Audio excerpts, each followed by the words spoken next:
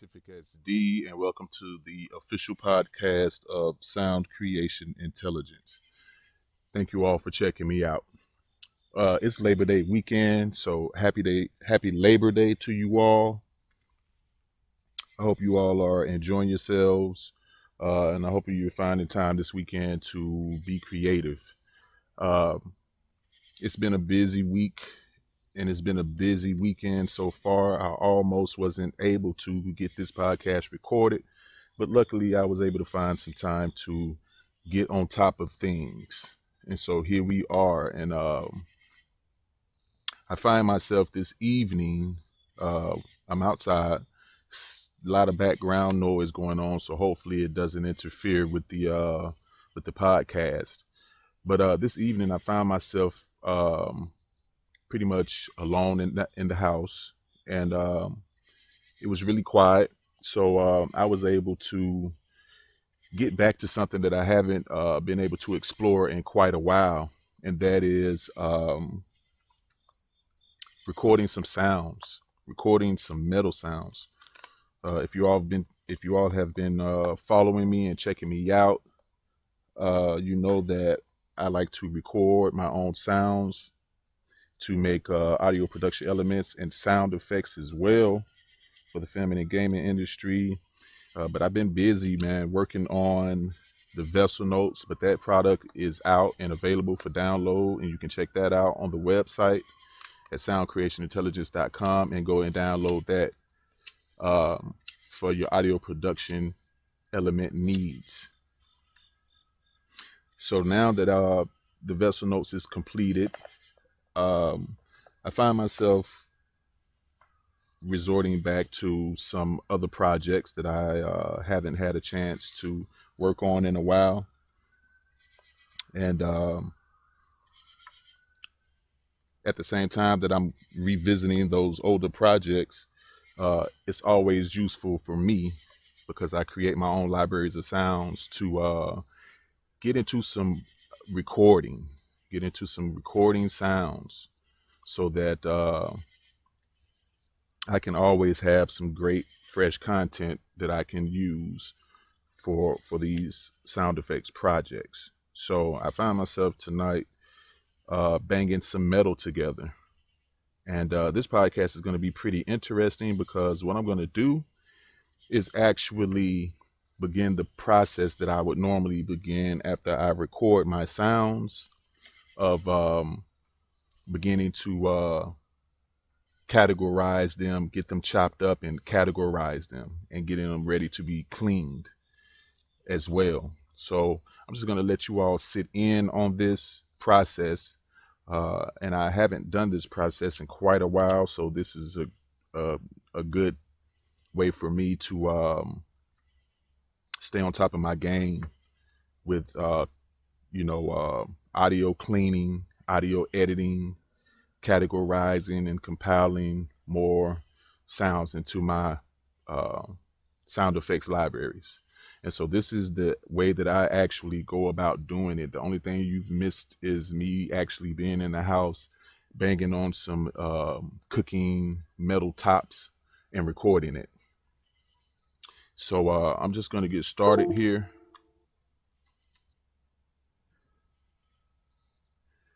And what I'm doing is I recorded the sounds. And now I'm just going to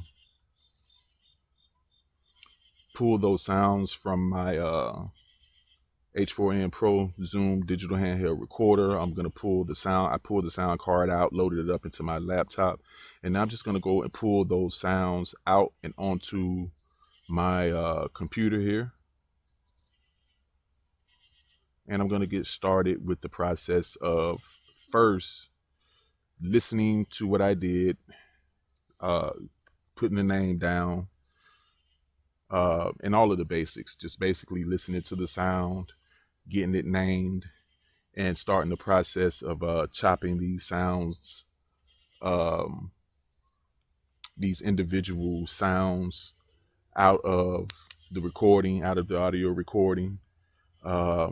And I'm going to see if I can do some cleaning some really minimalistic cleaning, and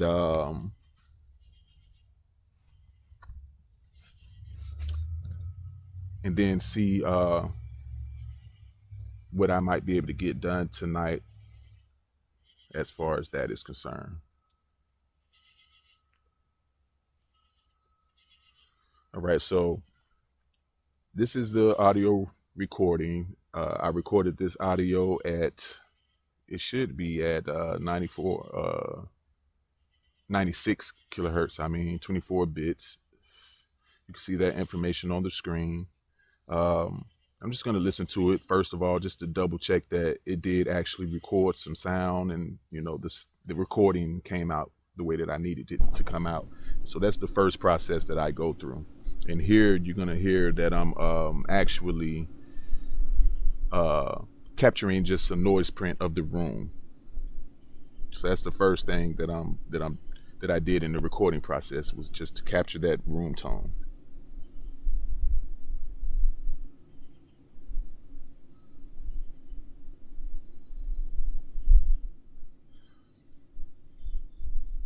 And I'm not going to listen to this whole thing right now. I'm just going to kind of scroll through here and make sure that the recording came out good.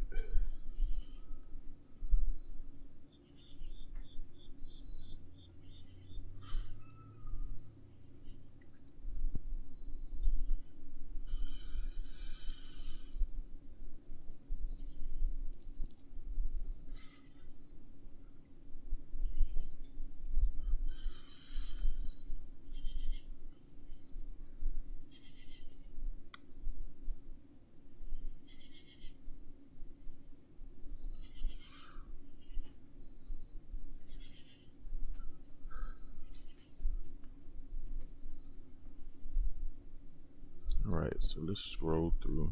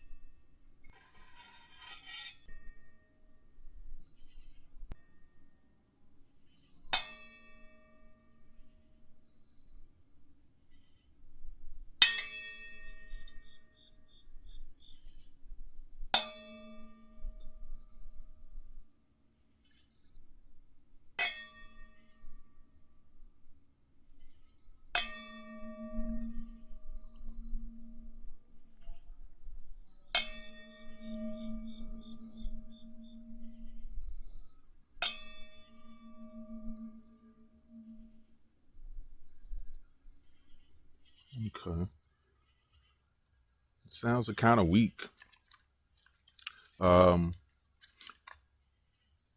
Now I had an issue with my H4n Pro handheld digital recorder.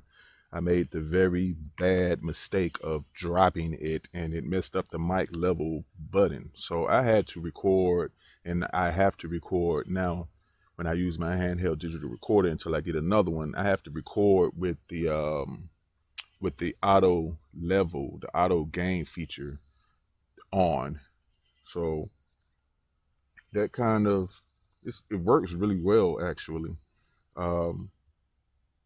But I have to get used to that, and I need to experiment more with it to see how to get the best recorded sound um, from from that type of setting. But I'm gonna still pull this into Izotope RX and see what I come up with. Izotope RX will allow me to analyze this recording a lot better and see if it's even worth keeping. So first thing I'm going to do is just name this metal cooking tops.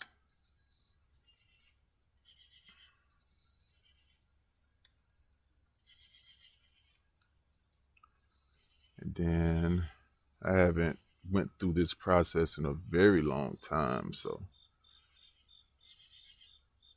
I need to see how I actually pull in raw files. These are metals here. Okay.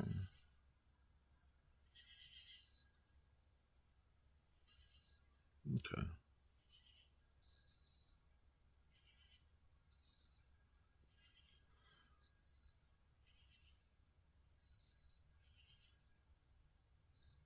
Okay, so I just usually name it that way. Metal cooking tops, and it's gonna go in raw files. And it's gonna go in metals.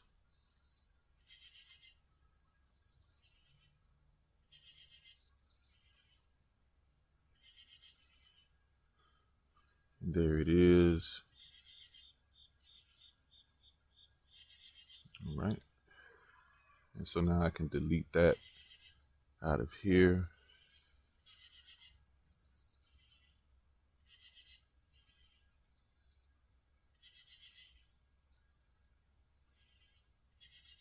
Okay.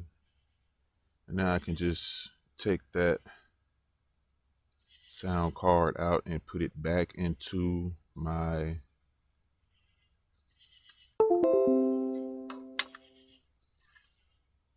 H4n Pro.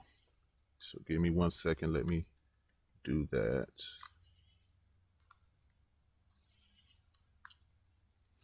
So any of you all who are just getting into recording your own sounds,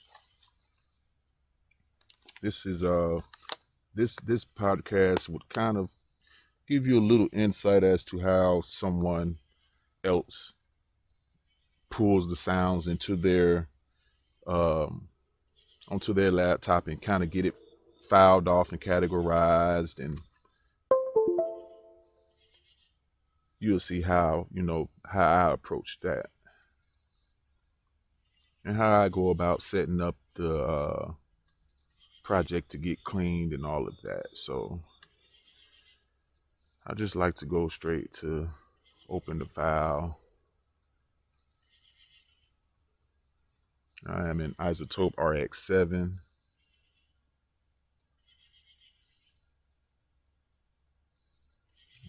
Back.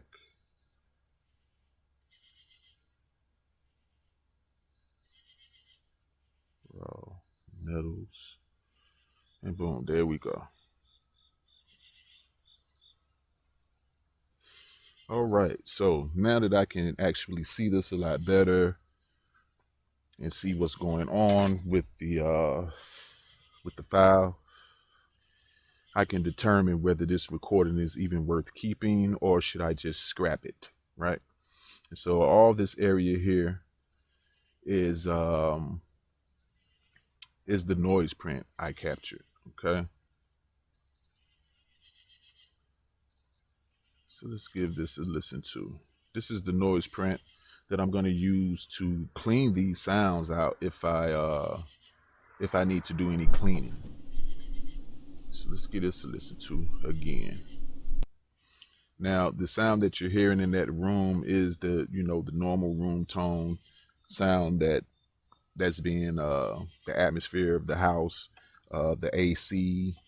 It's a window, and you can kind of hear cars driving by, cracks, creaks, and cracks. So let's give it a listen.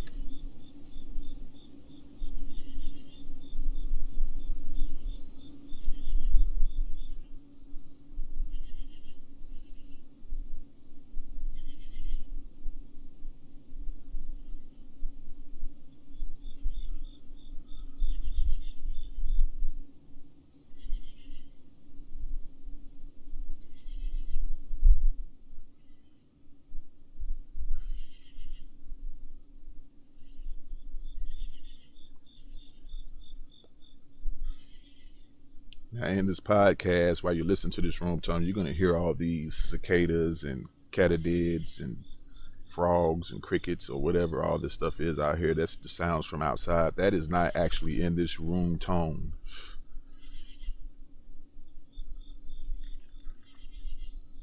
So you just kind of look over that.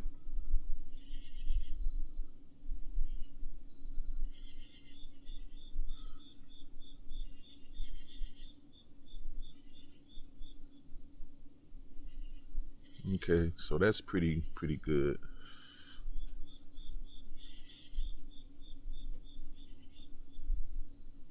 I had a little bit of movement right there. I was moving around.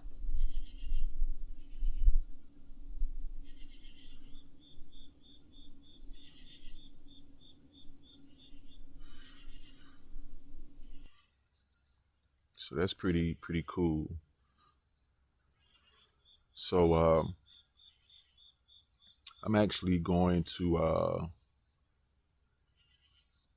I was going to save that right then, but I think I'll wait. Let me hear these other parts here.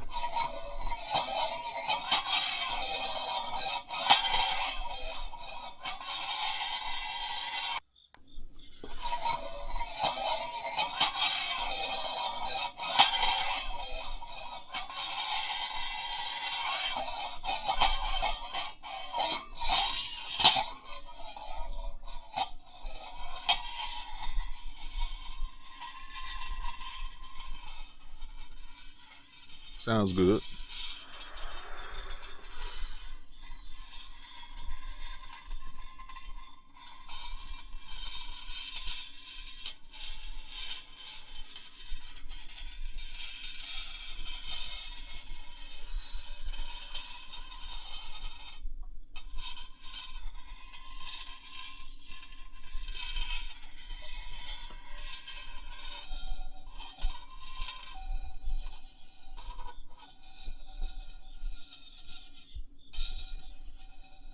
Sounds a little thin and a little bit distant, but the cleaning of the noise out of it would deal with some of that. And then with the sounds being really thin, that's really not a big deal either. Just some creative thoughts about it, and I'm sure I could still find some uses for it. Let's listen to this other part.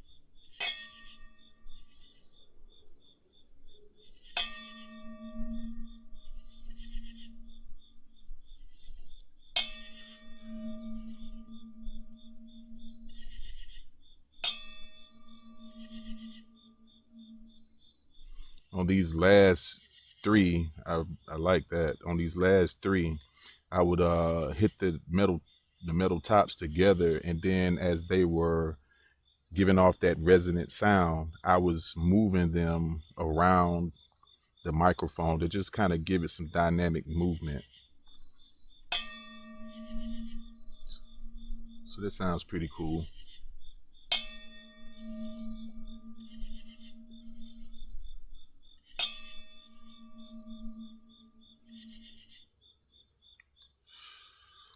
Let's go back here and see what that was.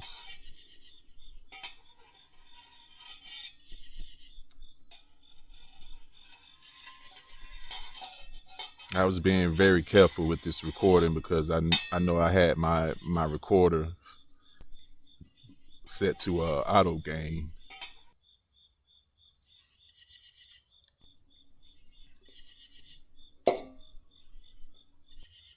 So okay, so I'm gonna pull out what I can from these.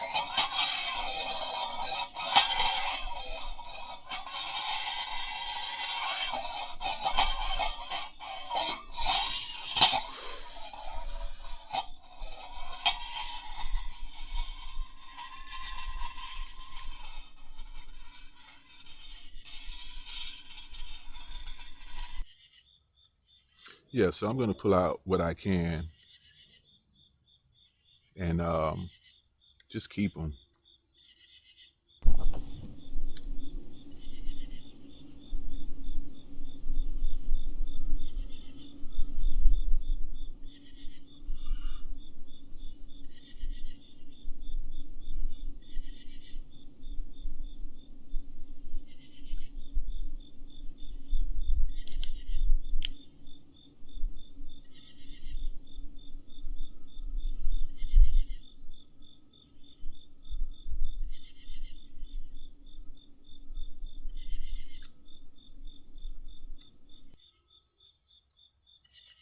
Okay, so the first thing that I would do to approach this particular project is I think I will go ahead and clean them. Back here, things were pretty clean. In between, the noise got really quiet. Maybe the it's still down there at the bottom, but maybe the air conditioner or something. Maybe I was standing a certain type of way to kill out some of that noise. So these aren't as dirty as this back here. You can see that fuzz up there. It gets a little bit more noise in it. So I think I'll just clean this now. And I'll clean it by just going here and selecting that. I haven't used this in this way to actually do this much audio cleaning in a minute. So, and I just haven't been in Izotope RX that much working on vessel notes, but bear with me. I just want to call me exactly as soon as I get started. But okay, so I'm going to go to this spectral denoise.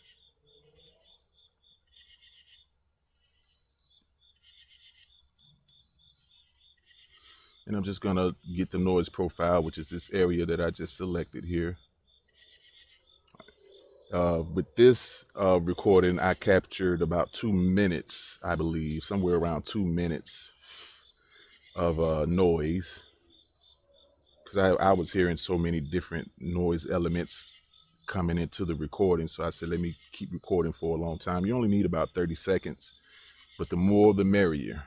Okay, and so boom, there's my noise profile. It gets very loud. It starts off very loud and then tones down a little bit.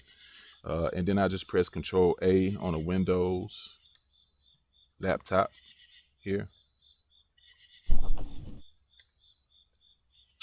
And actually, I don't want to do that. I want to go right here where the noise is.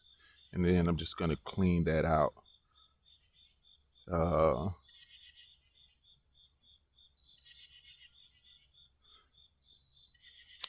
Let's see if I want to use one of these. Quick processing, 12 dB reduction.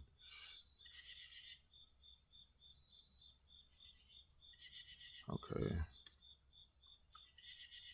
Okay, shouldn't have did that because I got a noise profile. So let's do this over again.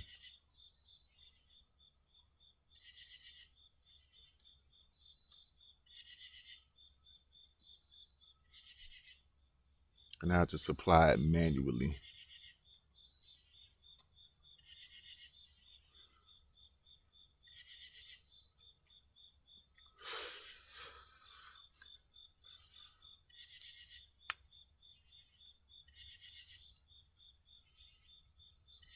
Okay. And then I'll go to the area I want to clean, which is here. Boom. And then I'll preview it. I actually, doing manual stuff, I like to kind of go up to a better quality.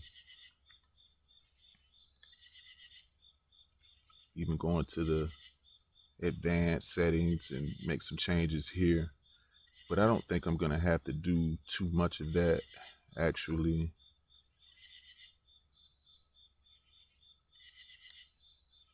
I'll put a little bit of synthesis on it.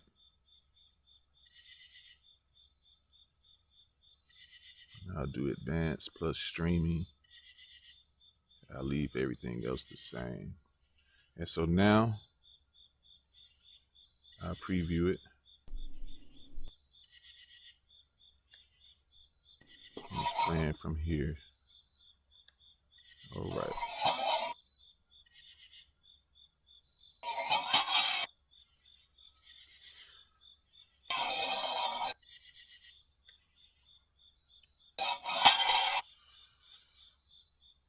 Come up here to gating.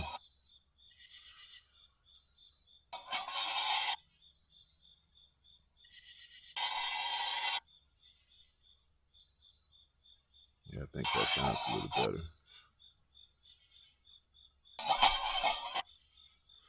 All right, and so that might be a little too much if I reduce it even more.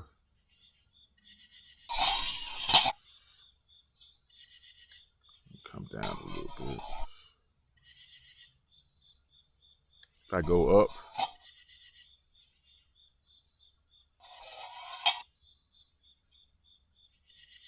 you can hear that. There we go.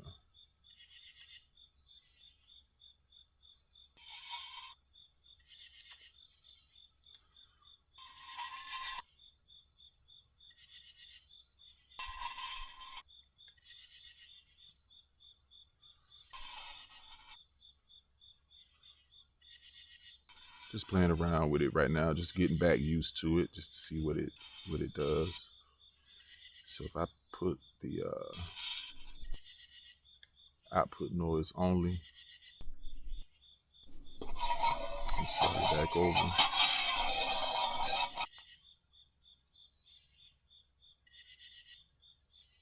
Just preview the noise. There we go. So we get noise right here. So one way that I like to actually clean sounds is by outputting the noise, dropping my threshold and reduction all the way down. When you preview it, you'll hear noise.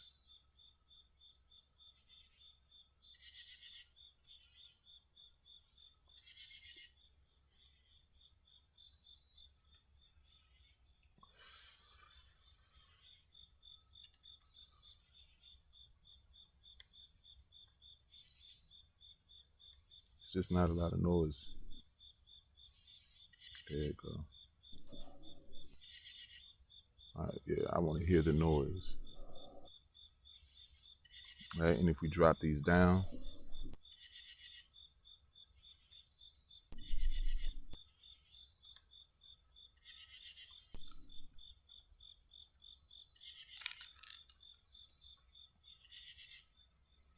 so what happens with this is the more you go up, the more you'll hear the sound come in, because it's outputting noise only. So let's go, let's see. Okay, let's go here. All right, let's preview it.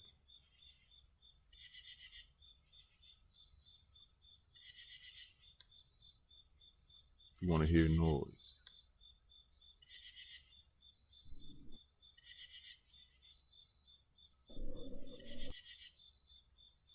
Okay. And then we'll start reducing so that we only hear noise and not the actual recorded sound. We just want to hear that noise.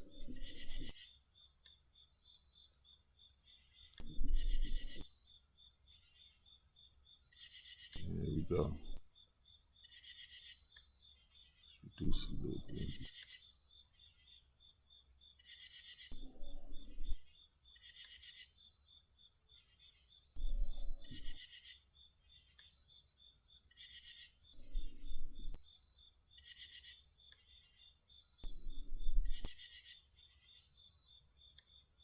Okay.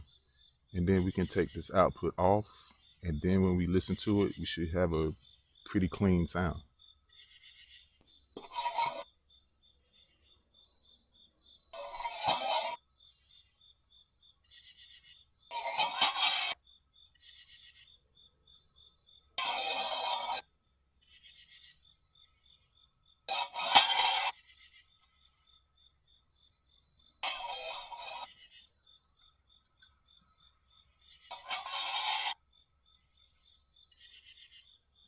Mhm.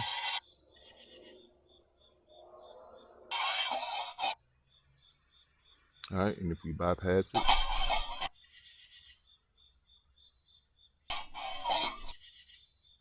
we'll start it over. Just preview it and bypass it.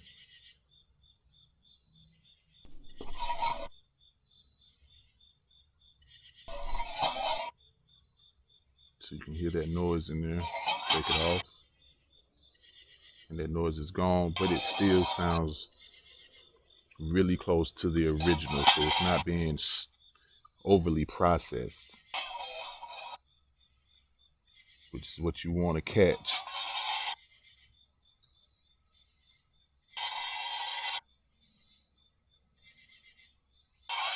Which is the end result that you want when you do this.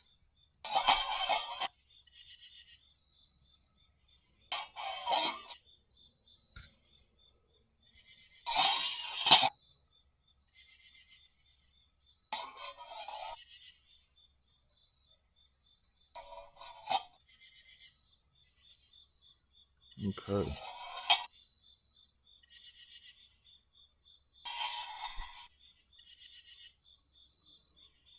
All right, and so now we're just going to render that.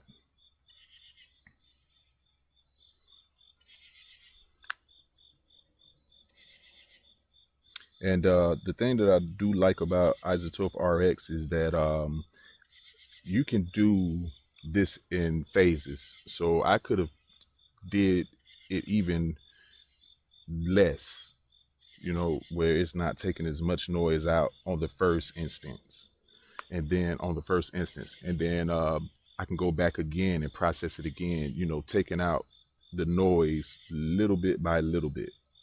You know what I mean? And so that's a great thing. You can do multiple passes of the same process with Izotope RX and be really careful.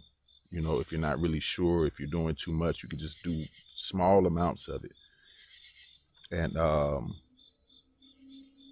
arrive to, you know, what you're trying to get to, the best sound you can possibly get. These don't sound squashed at all. So, you know, the default settings would normally be, the threshold would be 0, the reduction would be 12. I think those are the defaults. And if you don't like what you did, you can go to the history and undo it and start all over again.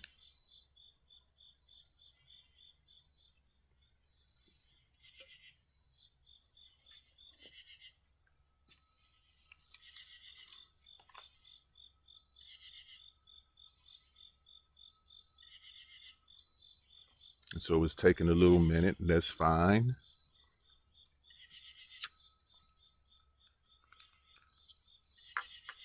One thing I learned about audio editing is that audio editing is a patience game. The more patience you have when you're doing audio editing, the better. And the better the end result will be.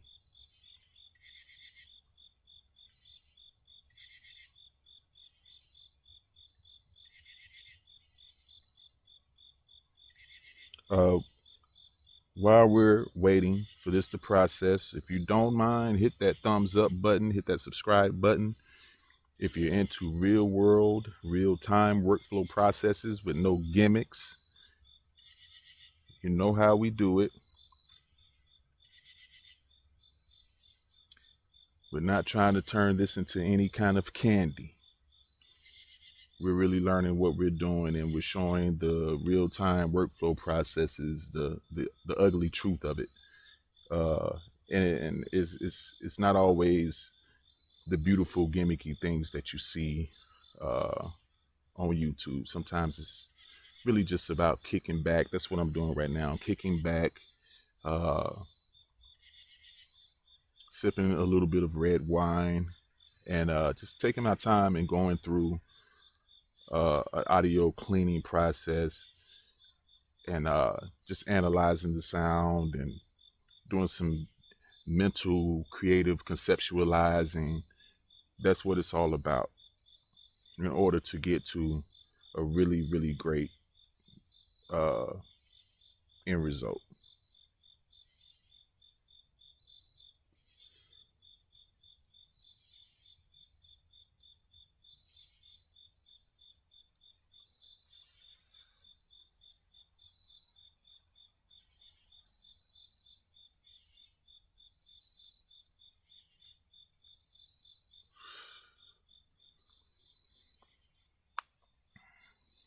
Also, don't forget that the Vessel Notes is out, but it's the second uh, library that I've released.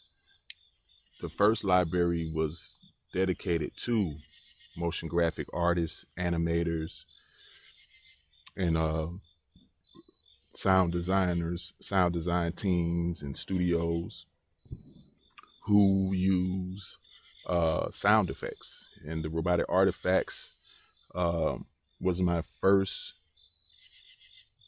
official library released, and you can go and pick that up on the Sacred Sonics section of soundcreationintelligence.com. It is 101 texturized glitch audio effects that you can use for robotic atmospheres, spaces, glitch sounds, and it's a hell of a pack. You should go check it out on soundcreationintelligence.com. You can go check it out on SoundCloud at SCIENT official, and listen to some of the previews of it. And this that pack was created with motion graphic artists, animators uh, in mind in the film and gaming industries. It's some really, really nice sounds. There's also an example of a motion graphic artist using the sounds in an animated intro. So you can check that video out on the website as well.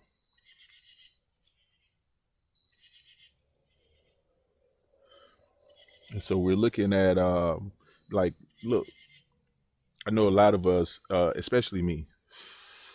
I can only really speak for myself, but I know that when it came to me really getting into creating sound effects from scratch, from audio recordings that I go out and capture in the real world and at home or whatever, I always had a little bit of a confidence barrier, because I was like, well, you know, you get on YouTube and you get online and Vimeo and all of these platforms, and you look at sound designers who are big, you know, who are big in the game, and you see them with all this elaborate equipment, and you see them going out to different places and recording these sounds, and you feel as if, well, man, all I can do right now, because I'm on a tight budget, is record things in the house. And yeah, I can go walk down the street and record things, but it ain't what they do.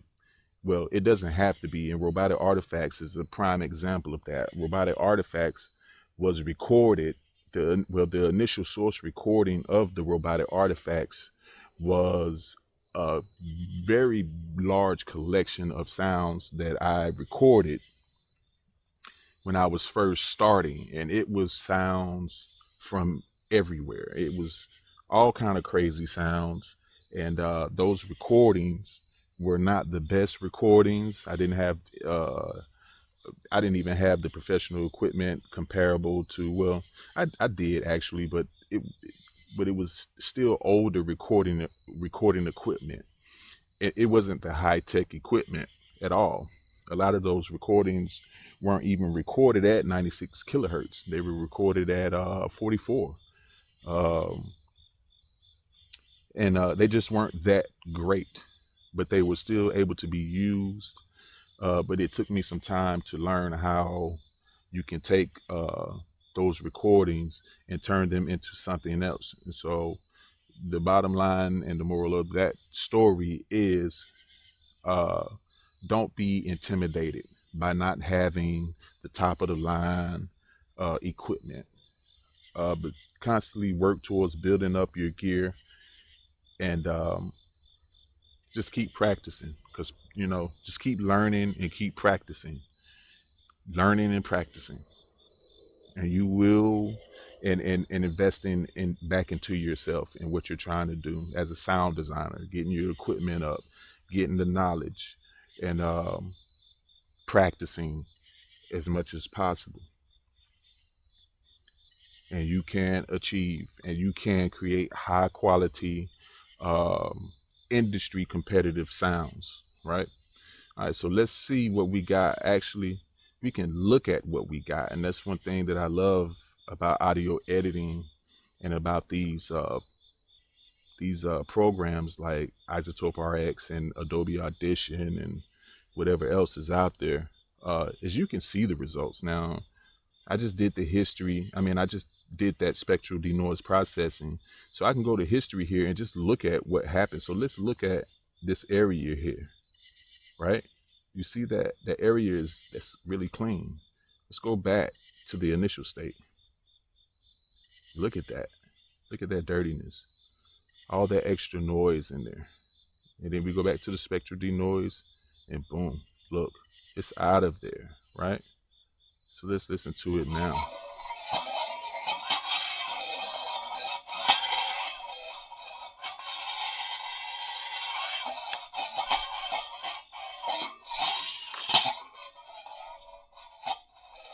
Nice and clean. Minimalistically clean, if minimalistically is a word. But this is a minimalist approach. It's not too much cleaning in there. Um, and it might be a little bit of excess cleaning. I might could have kept some of that noise in there, but that's a minimalist approach to cleaning. You see that? Look at this noise down here. Look at this noise down here. And then you go here and you see it's really clean. Okay. And so I just like to do those ABs, just compare it, just to look at it. Even over here, let's spread this out some. Let's look at this area here. Look at that. It's a lot cleaner. All right. And so that cleaned out the sound, and it was a minimalistic approach to cleaning the sound. So it's not squashing the sound. It's still pretty much the same. It's just a lot cleaner now. And so now that I have that, let me listen to a few of these things. I got some stuff here that you can see these tips up here peaked a lot, or they got very, very loud. If you play them though, you can look here and see that they didn't peak. And so that's the main thing. They didn't peak, so they didn't get distorted. They're not too loud. So the auto gain feature in the H4n Pro, the Zoom did a good job with the auto gain. I'm pretty cool with that. Okay. And so now I'm going to, first I'm gonna do a couple of things, because I can keep this original recording here. But I'll just be real with you. That's like a personal preference. Some original recordings I like to keep, some I don't. Uh, this one, I don't really see a need to keep it like that. Uh, so I'm gonna pull things out of this, and I'm gonna get rid of this original recording right here. But I'm gonna pull things out of it in a certain type of way, because there's other things that I like to do with my recordings and when I capture noise prints. If you go back and check out the podcast on noise prints, I do a YouTube video about capturing your own noise prints and how you can create your own noise prints and FFT files in Adobe Audition that you can actually use in Izotope RX as well on the fly, so that if you don't have time to if you don't have time to capture a noise print for a recording that you have, uh, when you're capturing a noise print at home, or maybe you're outside and you, like right now, how you know it's crickets and cicadas and all these insects, you can capture your noise prints um, just anytime you want, in any room, in any space, and then go back and save them as noise prints and FFT files in Adobe Audition. And if you do a recording and you didn't get a chance to capture any noise print, you can pull those in and use those for noise prints on any different recording. So with that in mind, I'm going to actually extract this noise print out of here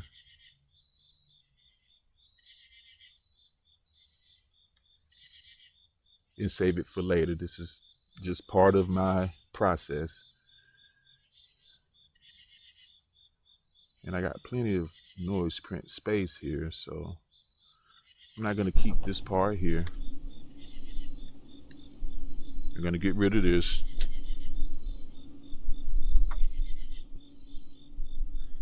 So this is actually part of me creating a custom noise print. All right, so I'm just going to delete that part. Here I got a little bit of noise I can see.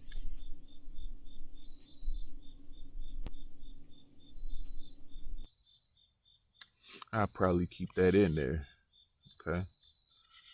Just in case I capture a recording that just has a lot of room tone and atmosphere, but maybe a crackling sound here and there. I just keep that in there. And like I said, this is just the first stage of doing this, of creating a custom noise print sound. So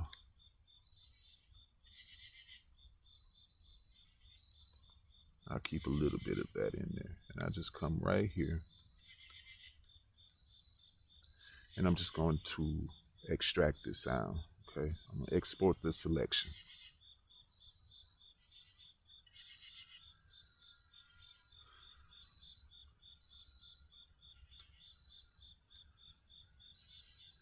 All right, and I'll just keep it right here in RAW right now for now. I'm sure I have actually, I could go here to my noise prints folder,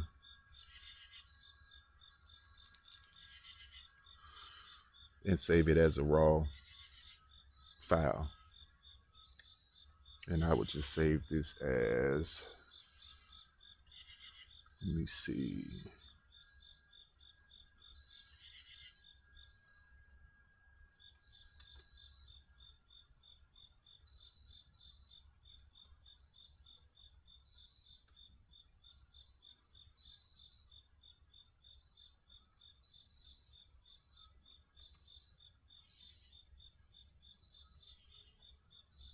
upstairs office room 1.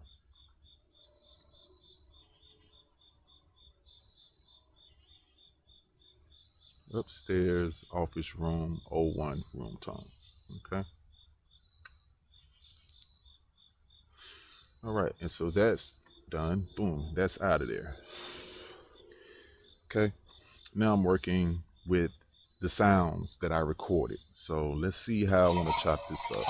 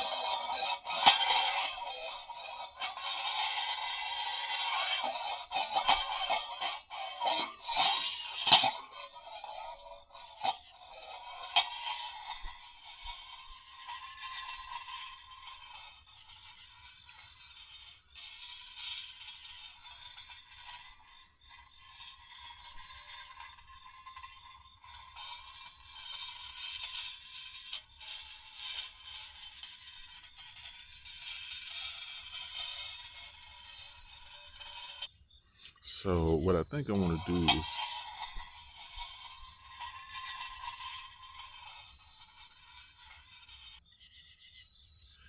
is create two separate chops here.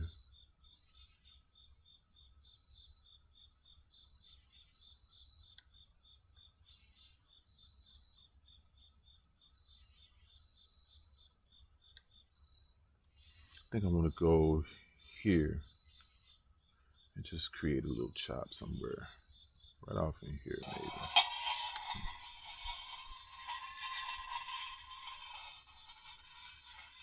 I don't want this to be one long,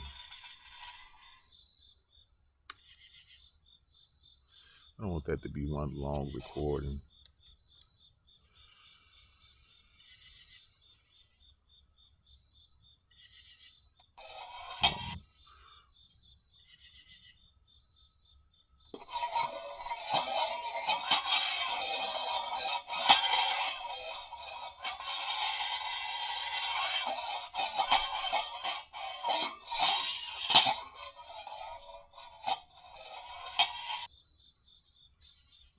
Yeah, so I think I'll just go right here and make that one recording right there. Make that one little part. And then I'll extract it.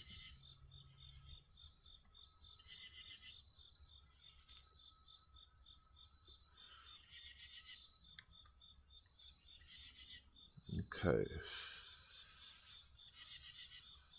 And this is raw because it's not fully processed. All I did was clean it, but it's not fully processed. So I keep this in the raw recorded files folder.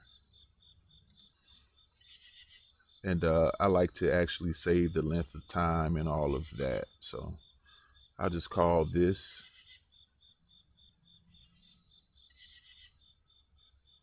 metal cooking tops.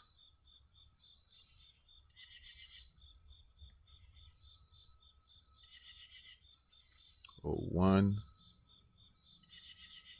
underscore, and I'll do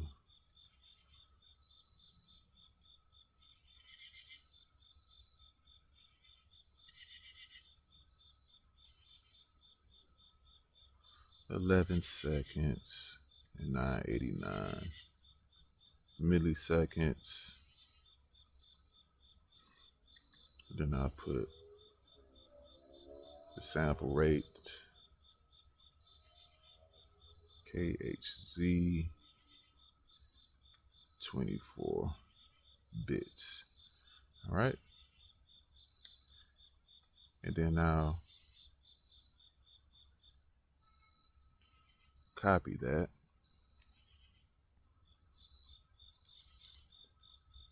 And boom, I saved it. And then I'll go here, all the way up to this little area here where it gets quiet, and save all of this.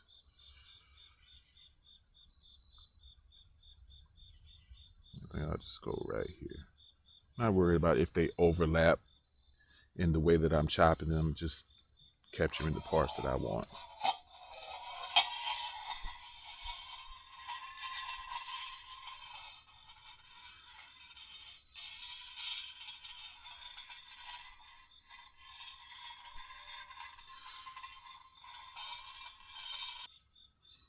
And actually, I think I'll come right here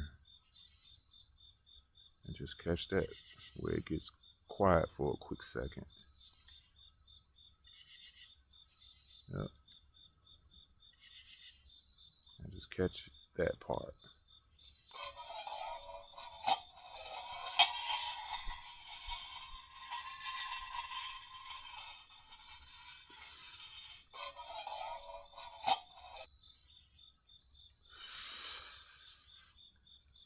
And I'll export that part.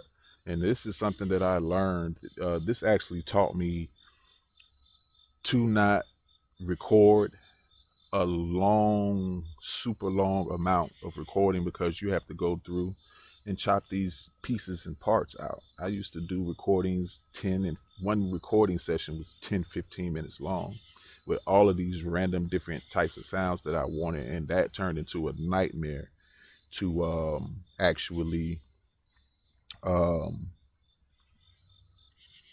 edit those and chop those up. So I keep my recordings pretty short, maybe 5 minutes at the most per recording session, and that is with capturing the room tone as well. All right, and so I saved that first one, and then I copied it so that I could just paste it and change whatever needed to be changed out of it. So this one is 9 seconds and 199. Everything else stays the same. So this is how I chop individual sounds out of my audio recordings in the audio editing process. All right. So now I can just really keep rolling.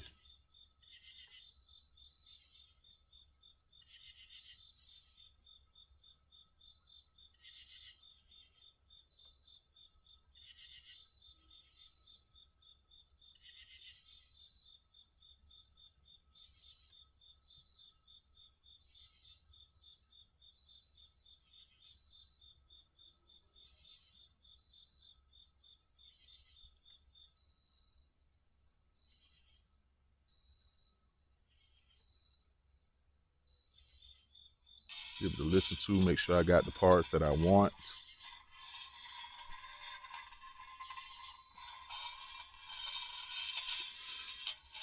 I don't know what I'm gonna use these sounds for, but I'm getting them.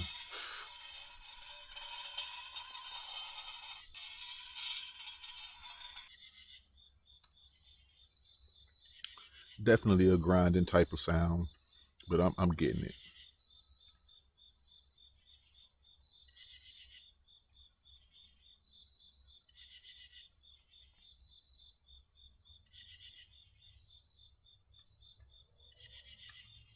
Three.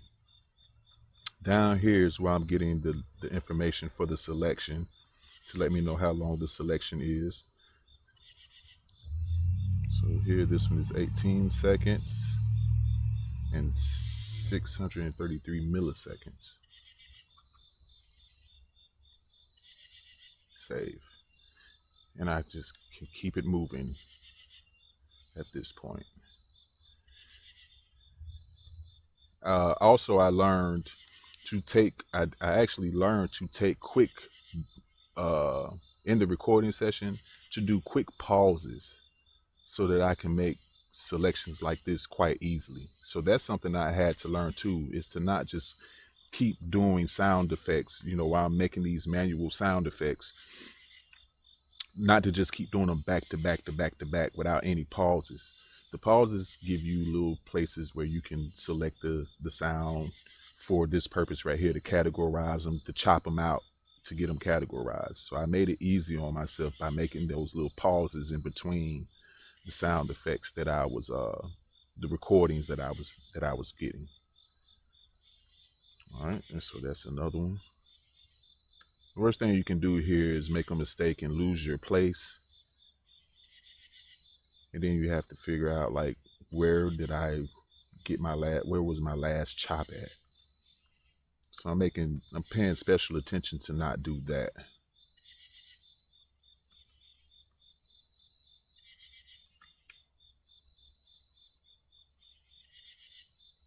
Boom, that's saved. All right, moving on to my next chop, which is here.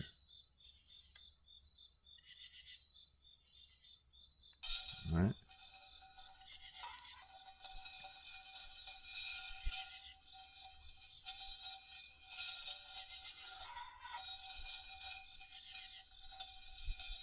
And every time I'm going to listen to it just to make sure that I've selected the part that I want to select, nothing's running off into anything else, and to make sure that the selection that I'm about to export and capture really, sounds like it could be useful.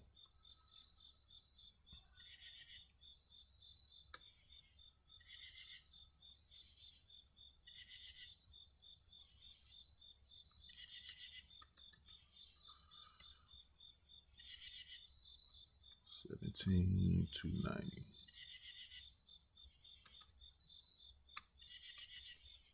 I'm not doing too bad to have not visited this process in quite a while, but it's been about a year since I've actually did this process, maybe almost 2 years. Whenever I released the vessel notes, I mean the robotic artifacts, was the last time that I really did this process like this. So I'm not too bad. I'm getting back into the groove of it really quickly. Let's give myself a little pat on the back for that.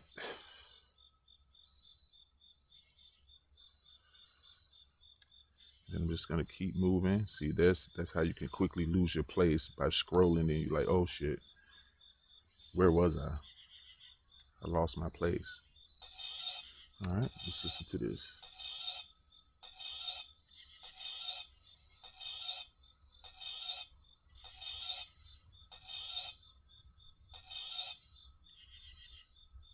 All right, also now, if you hear this particular sound, it's isolated, it's by itself. But if you listen to this sound, it has that little resonance at the end of it. So that's why you want to make sure you're listening to what you're doing, so you can make sure you capture that, because you might instinctually want to just say boom, and if you did that, you're cutting off a little bit of that resonance at the end. Here I'm making sure, because I got the real estate, I got the space back there, I'd rather have it do the resonance and then have empty space where there's no sound off of that resonance. I'd rather have that little blank space at the end of it, because later on I'm going to go back and do more processing to it. But then really when I'm getting into creating some type of sound effect with it, I'm not cutting that sound off at the end. So you get to hear the full tail of that reverb there, that resonance. Okay, let's keep it going. Let's keep it moving.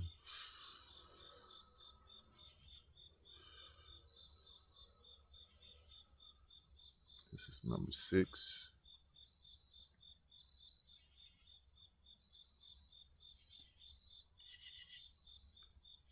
1 second and 527 milliseconds. 527 milliseconds. Boom. All right, let's see what these are back here. That's just noise.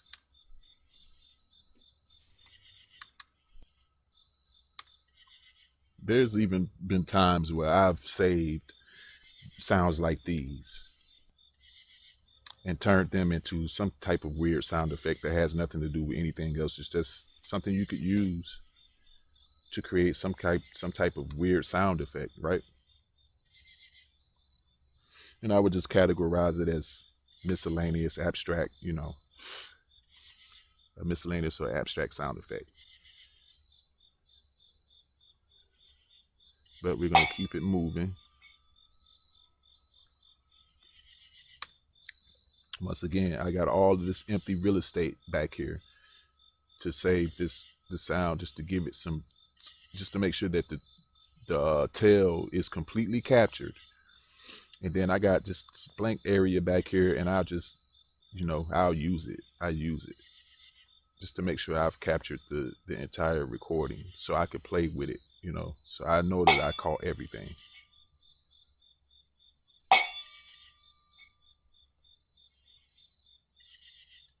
Okay.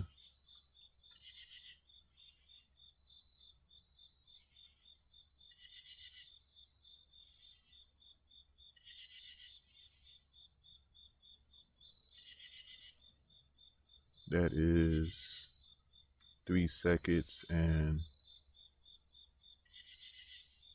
uh-oh, hold on, wrong place. This is 3 seconds and 577 milliseconds. And now I'll copy this title, because all of these ones behind it are short too, so they're probably going to be around the same length of time. So I'm just kind of making it easy, you know, hoping I won't have to do as much typing. I'll go to the next. And so this is a way to really develop your skills. Maybe you're looking to get into some type of field where you're cleaning audio, and this can help you develop your skills. Also, doing something like this, cleaning audio editing like this, I've created a lot of presets, but I might have stored them in a separate folder or something, because I didn't see them pull up in the spectral denoiser, and I really thought I made some presets. But this gives you a chance to build your skill set, save up you some custom presets, and you never know when they might come in handy. You never know when you might be able to give them to somebody as a, you know, as a friendly sonic gift. People might really appreciate it. They'll definitely admire you if you end up, you know, building a really large library of these type of sounds. Okay, this is number 8. Just keeping it moving here. And as you can see from that recording, I'm starting to compile a large library of sounds, you know, just from that recording, just these metal cooking tops. I'm starting to compile a good amount of these sounds that can no doubt be used for something. Trust me. They can definitely be used for something. All right, and we're going to keep going down.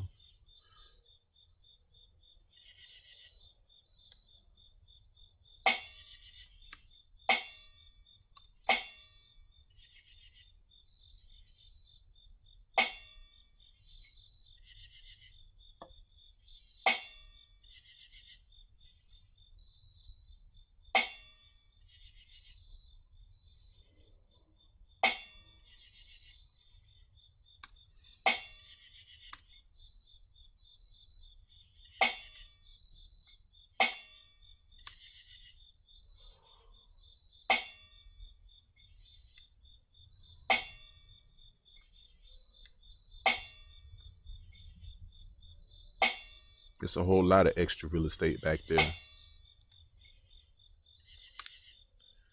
I keep some of it.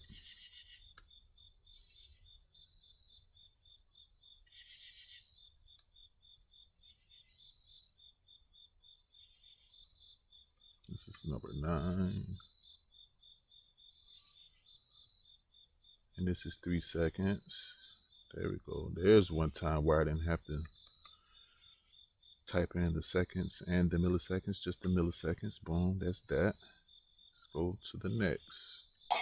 And so, yes, this is what really happens.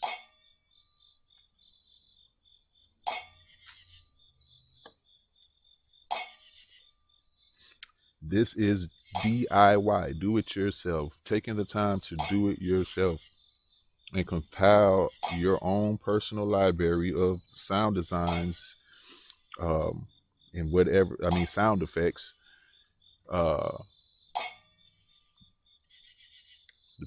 no matter what type of sound effects you prefer to record.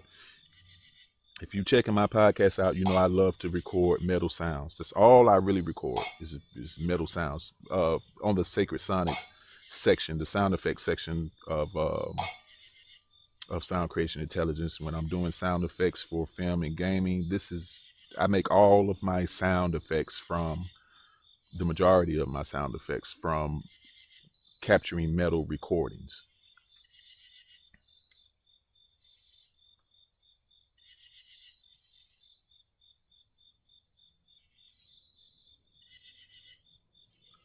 All right, and so now this is 9. Of course, you can't put 10, so I start using ABCs with mine. That's how I do mine. This is 3 seconds. Again, 108.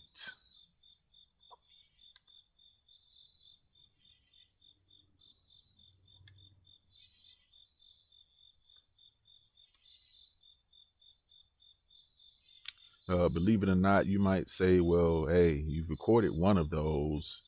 I mean, you've exported, you've saved one of those clank sounds. Why are you saving each individual? Because, and the answer is just because look at them. They're all different. look at them. They're all different. Okay, they're all different.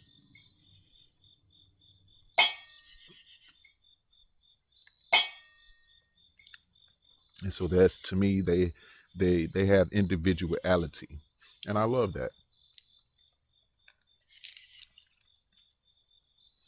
They're the same yet different.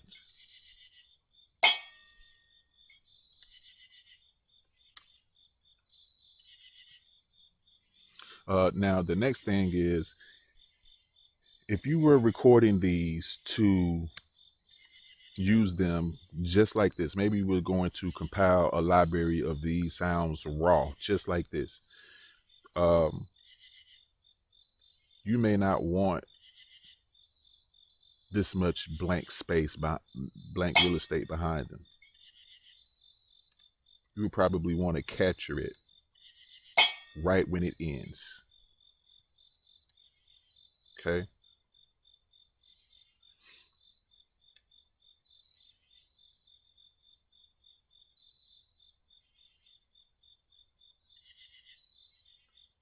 I've read somewhere that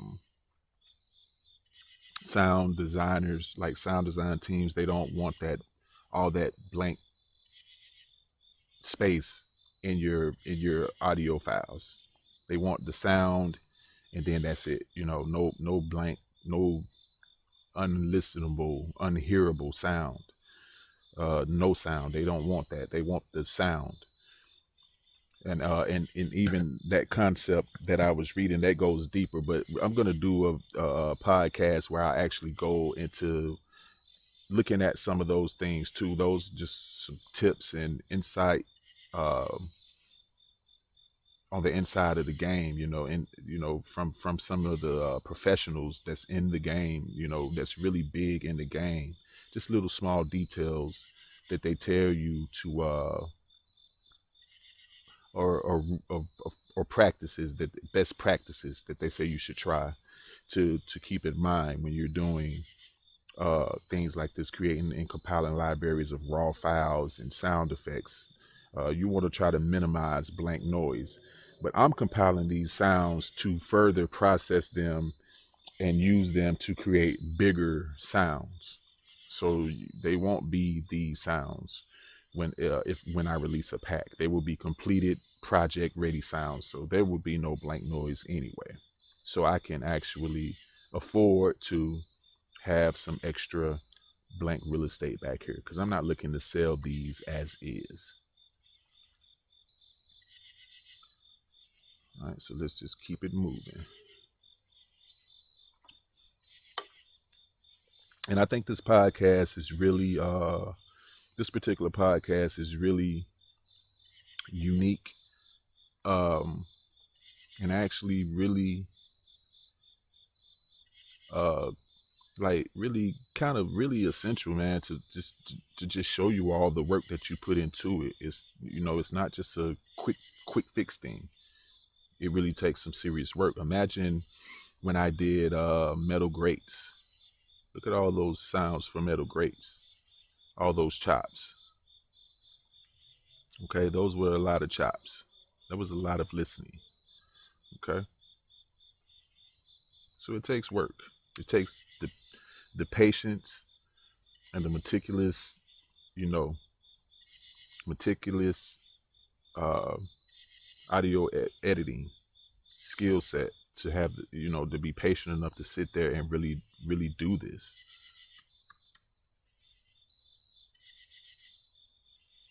And to make sure that, you know, you're naming everything right and you don't have duplicate titles, and you know, you haven't exported the same sound 2 or 3 times, and you know, just really being on point with it.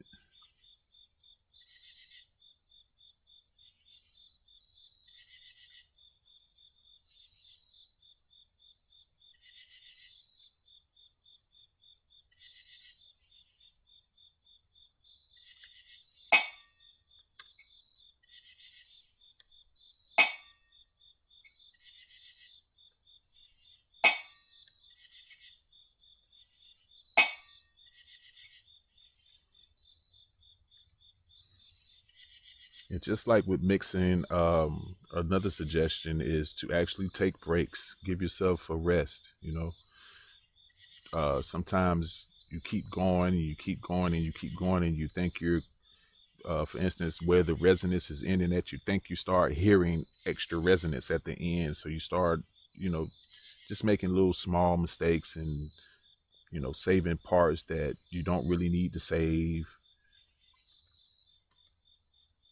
all because you just been listening to the, you know, these chops and sounds repetitively for long hours. So take some breaks. I'm not taking a break now, but take some breaks. Take some breaks. If I wasn't podcasting this, I would be taking breaks. Trust me.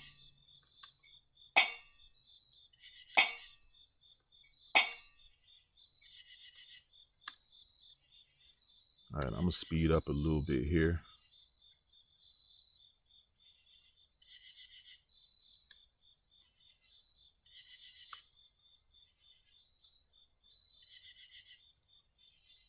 Oh, 9 is D.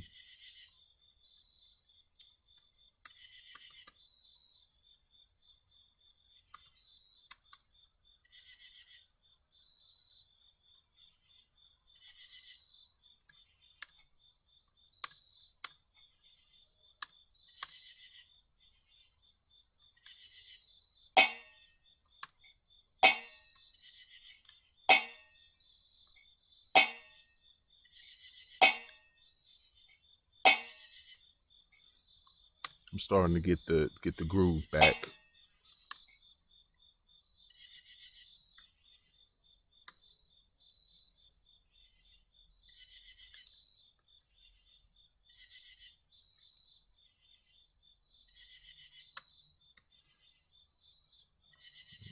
C, D, E.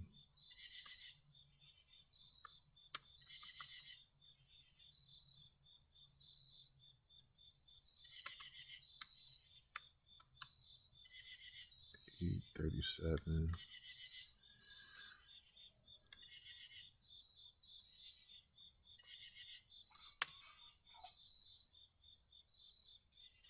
Sounds kind of ghostly. Or it could sound kind of ghostly. I'm going to save it.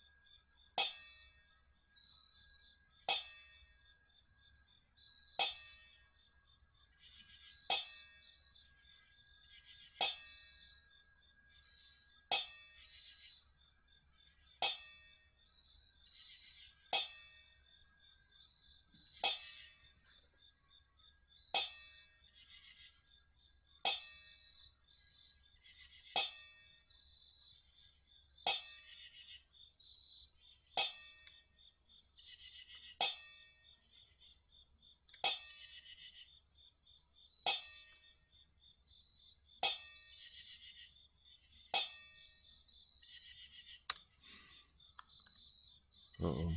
What did I just do? And that's the mistake that you don't want to make right there.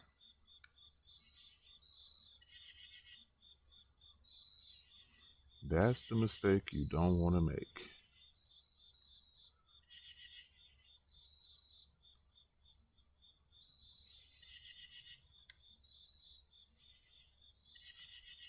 So I know I got this.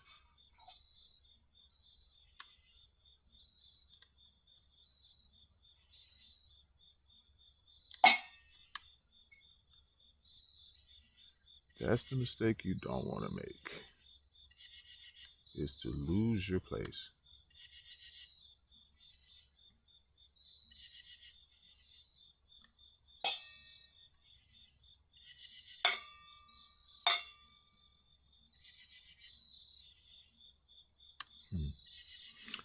Okay, so I was right here somewhere.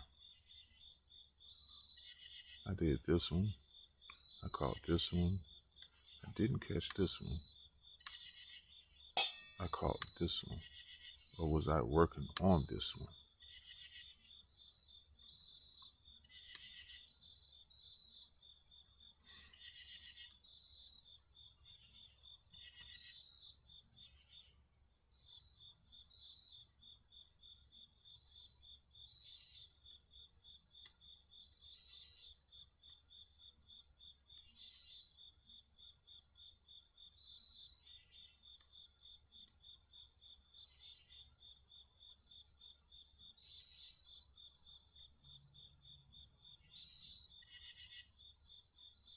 So the way that I'm going to do this is I'm just going to actually look at this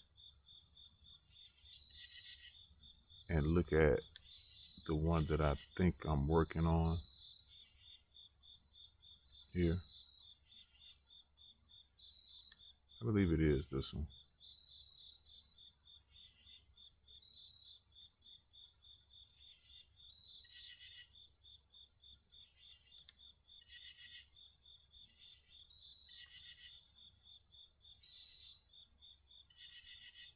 And I'm just looking at the patterns.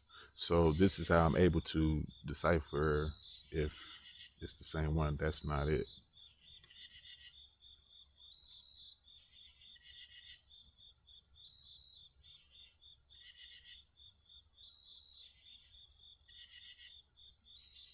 Yeah, I don't think that one was it. Let me highlight this one and then go back to, I believe it's this one.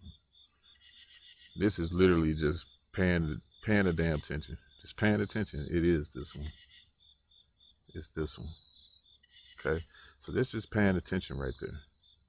That's just paying attention to what you're working on. Even if you make a mistake, it happens. But that's this one. Okay. So I know I'm going here next. Yep. Boom. Okay. Let's not make that mistake again. Let's try not to make that mistake again. This is definitely the one I was on.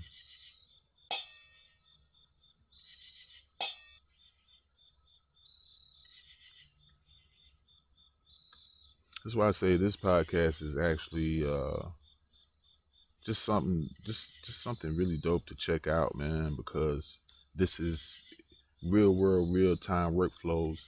You can see real time mistakes take place right in your face and see and just compare how you would deal with that issue versus how somebody else dealt with it right then and there. Right then and there, that whole session is like, I'm done. I don't know where else to go. I don't know where I was chopping at, so forget it. I'm just not gonna chop anything else. I think that actually happened to me before. I made the mistake of just really not being able to really pay attention to what I was doing and not being able to recall things, and I missed a place, and I had so many recordings. It's like, forget it. I'm not gonna chop anything else out, or I'll just go way to the end. I don't know where I was. So that type of stuff can and does happen. But as you can see, with the spectrogram, you can just kind of look at and compare the the individuality of each waveform chop that you're making. You can just look at the wave of each one and compare them and see if those are the same.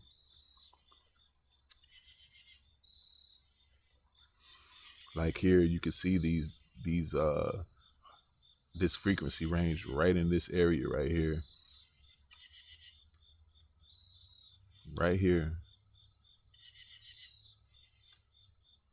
And then you can see these are here. But guess what? These over here are actually higher up. So you can see the difference. It's lower right here, and then it's up right here. So you can tell.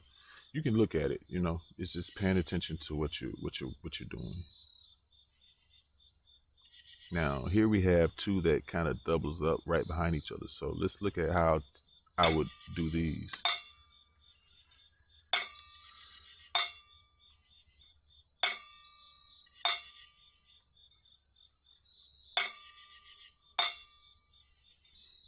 And it takes a little bit of forward thinking as well, because here you say, well, I wouldn't want to chop this off right here. You might, but you can if you want to. You can chop it off right there.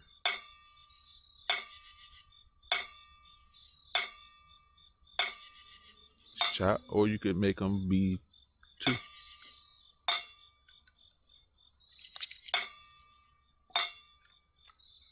Okay, I'm gonna chop them.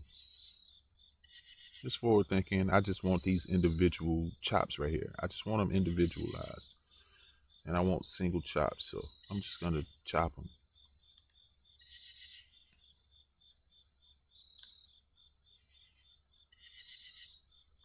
And not worry about it. I just chop it and keep it moving.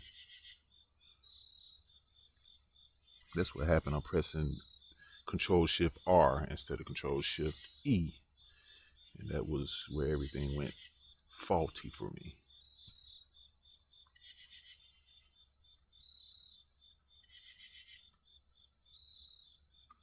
I know people are going to be like checking this out and they're going to be like, this dude really sat here and went through the process of chopping each individual sound,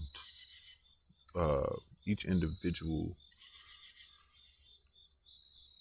recorded sound like that. Who does that? This is 2021. Nobody wants to take this much time to do anything. Everything has to be fast now, and I disagree.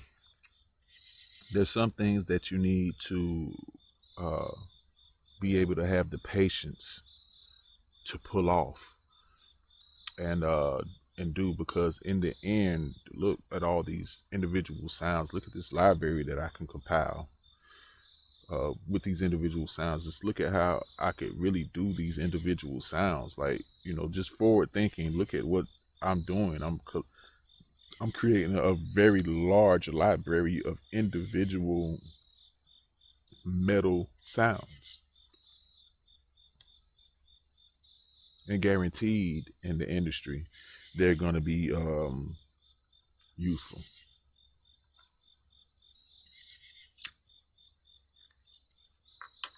Need to turn off my notifications there.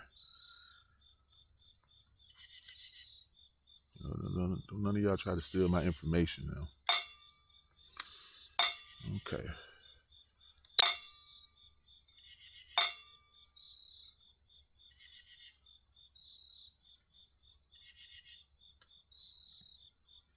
Even doing more forward thinking, these are sounds that I could actually use for sound effects in the Sacred Sonic section to create sound effects, and I can also use these in Ape audio production elements. I mean, just listen to these individual sounds. These could be cowbells or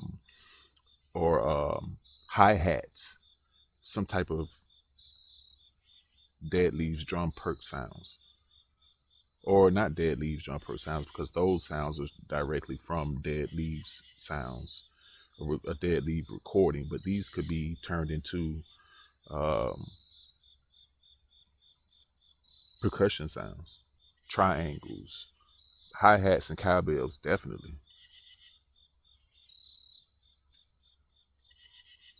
But let's just keep it moving. So as you can see, this takes quite some time.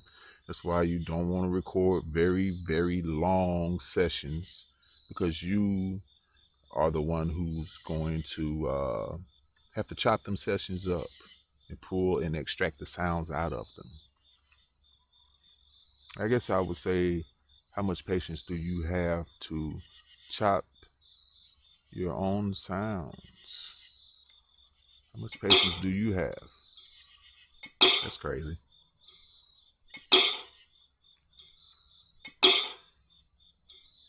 That's a really crazy sound.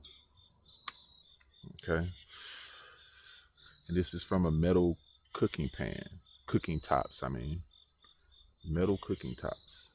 And that's a really crazy sound.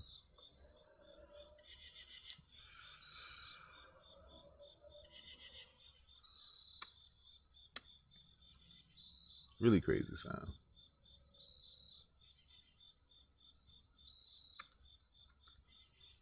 $309.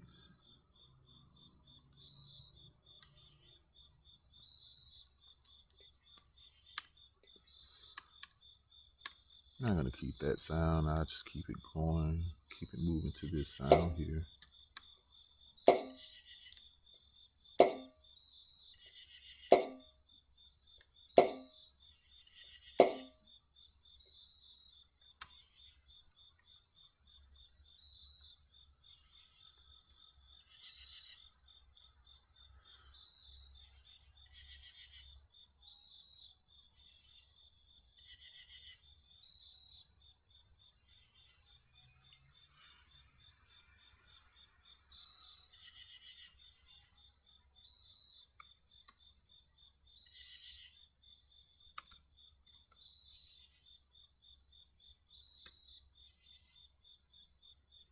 I am almost at the end.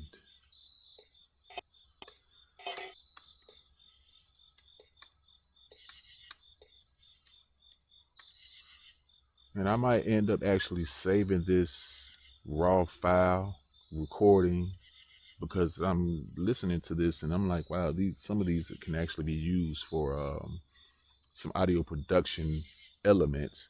Maybe I'll come up with a project for some more perk sounds called metal tops.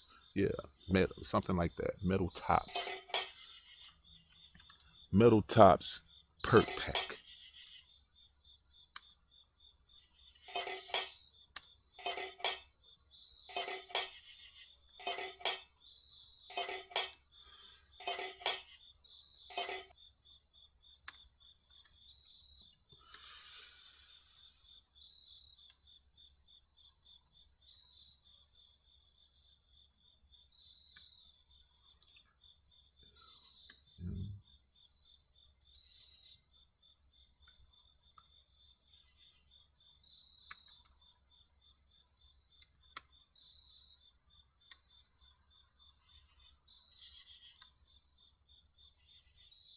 And let's see what we have here. We are at the, no, we're not at the end. I thought we were. We're not at the end yet.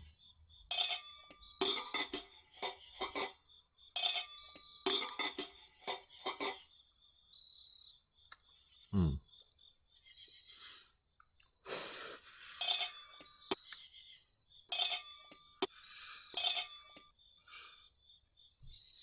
I'm going to chop that and make that an individual sound here.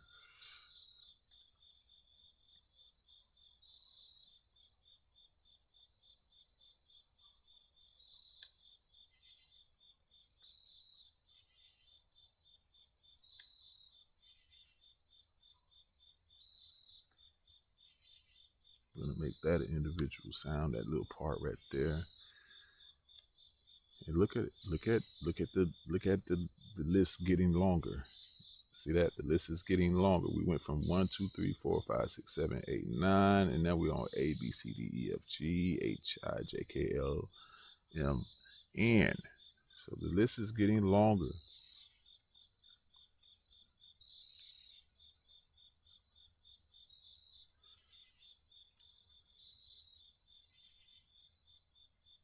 Right?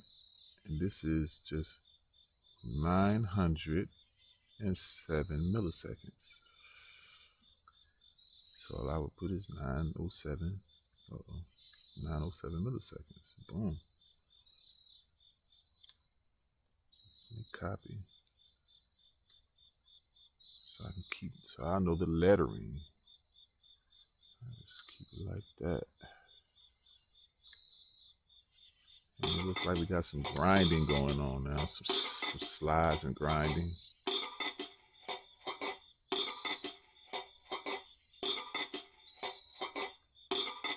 It sounds just like a composite sound recording, a composite sound recording. It all goes together. So I'm gonna keep it just like that because it all goes together.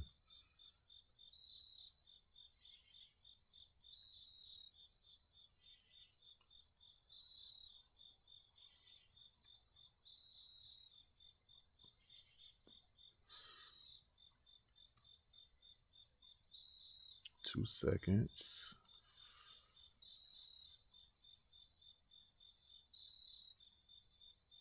0.96 milliseconds. Boom. And we're getting close to the end here.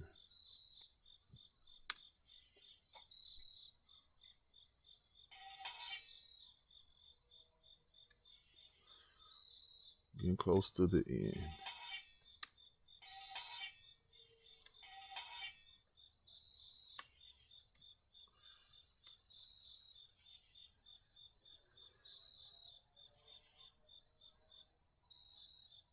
I hope you all have enjoyed witnessing the tedious process of chopping out individual sounds out of a live audio recording that you captured.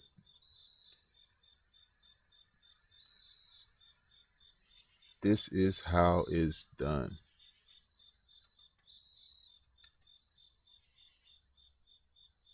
This is what it takes, and this is how you do it.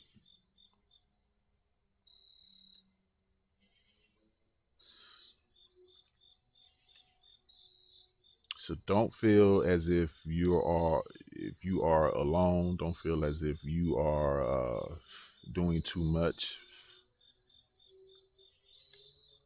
Create your own large library of sound effects. Build towards creating your own sound effects libraries. Sound designers, aspiring sound designers.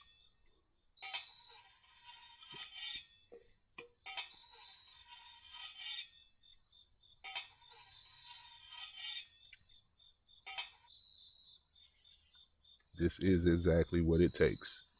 Time and patience.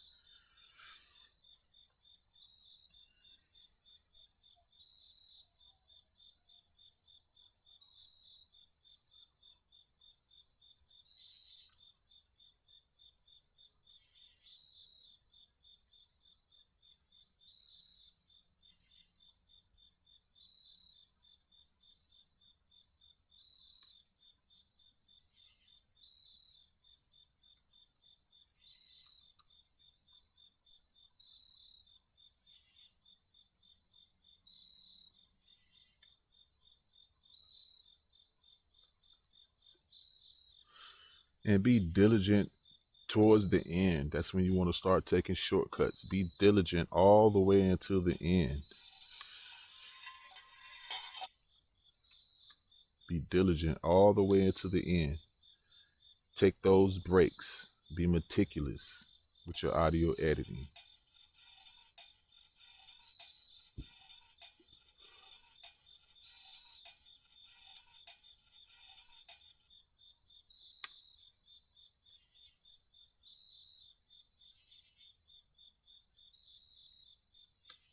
Be meticulous all the way until the end.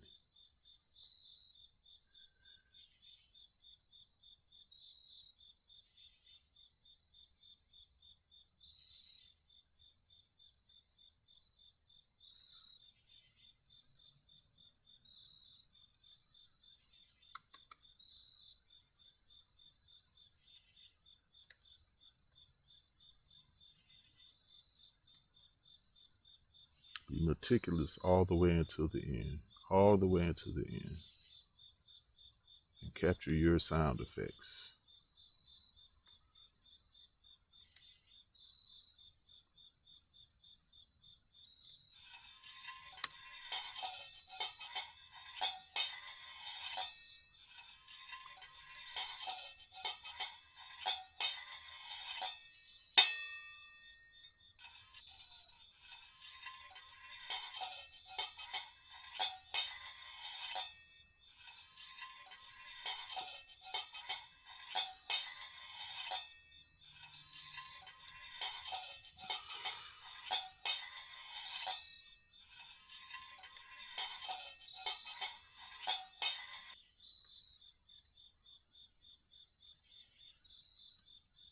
Be meticulous all the way until the end.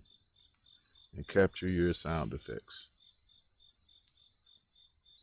And look at every time you compile a library of these small sound effects, give yourself a pat on the back for taking the time to really be meticulous about saving these individual sounds. And just think about the nexus, what you're going to be able to do now that you've uh, captured these individual sounds. Like you took the time to really go in and capture all of those meticulous sounds. Think about everything you're going to be able to do with them. This is the process that it takes.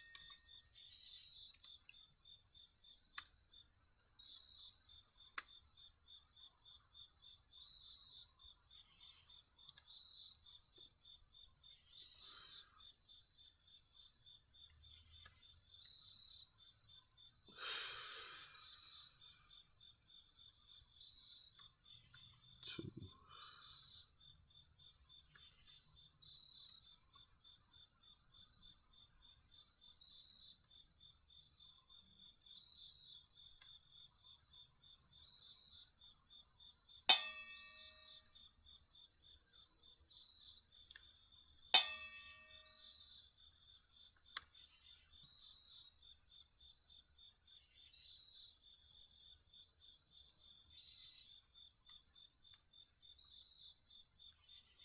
Don't forget to hit that thumbs up button. Don't forget to hit that subscribe button.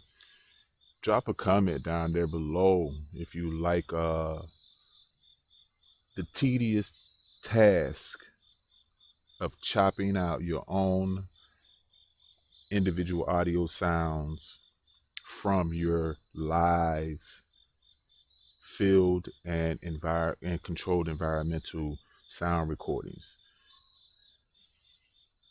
Hit that thumbs up button, hit that subscribe button, and don't forget to drop a comment down there and say, look, I appreciate the hell out of you taking all this time to show how you go through each and every individual sound in a recording and clean it and chop it and categorize it, getting it ready to be a part of an extensive library of custom DIY sounds for the purpose of creating your own custom sound effects libraries. And no one else has these sounds that you have, right? Because that's the beauty of it. They're really your unique signature sounds. Nobody else can lay claim to them. You created them, you recorded them, you cleaned them, you categorized them, you chopped them out. They are yours. You can do whatever you want to with them. You can create sample packs, you can create sound effects packs, you can do anything you want to with them. They're yours, and you can distribute them however you want to, right? That's something you should celebrate. Small victories.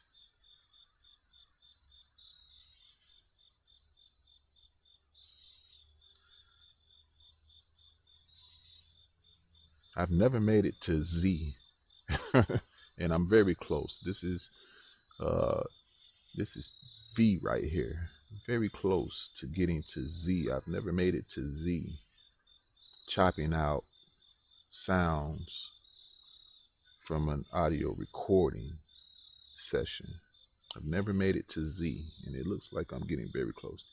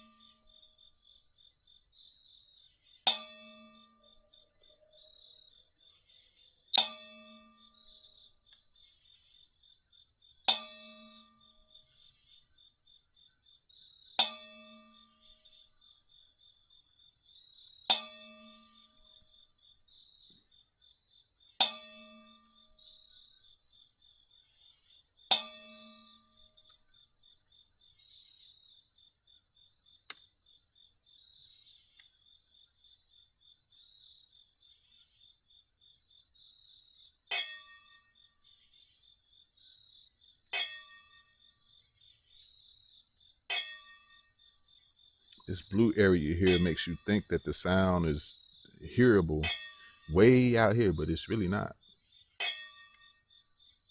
It ends right off in here. Okay, so this is extra real estate.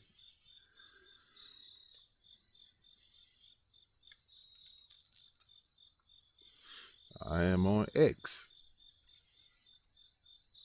I don't know what I would name anything after Z, but I'm here.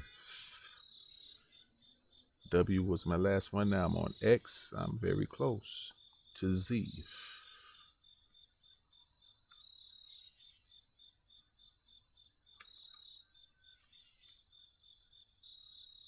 And keep in mind, this is something I did after I got off from work. Uh, and you just keep pushing, you keep pushing, you stay inspired, you keep pushing, you will be rewarded. Keep being diligent. Do diligence. Don't give up on your dreams. This is audio editing, real world, real time, in Izotope RX, capturing and chopping out my own sounds from an audio recording that I captured, and doing the diligence to really chop these individual sounds out and create, for the purpose of creating and compiling my own library of raw and processed field and controlled environmental recordings. This is what it takes. This is the work. This is the real world, real time workflow process that you put in order to get something much more beautiful. X, I'm on Y, and I got one more chop before I hit Z. I'm gonna hit Z.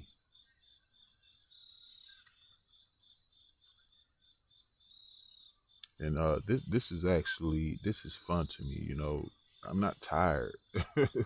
This is fun to me. This is what I want to do. This is how I want to spend my life. This is fun. And I got two more. I got another chop after this. So this is Z right here. hmm And what am I gonna name this? After I do this one, what am I gonna go to next? What am I gonna name this? I don't know. This is Z. I've never had to name anything after Z, not to my recollection. 581.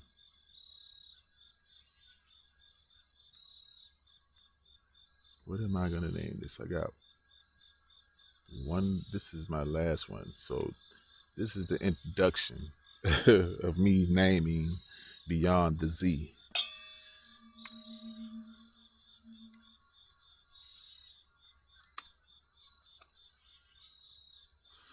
What am I gonna name this? Because I've already done Z. All right. Yep. I've done Z. Z. I will just start back with 01. That's what I would do.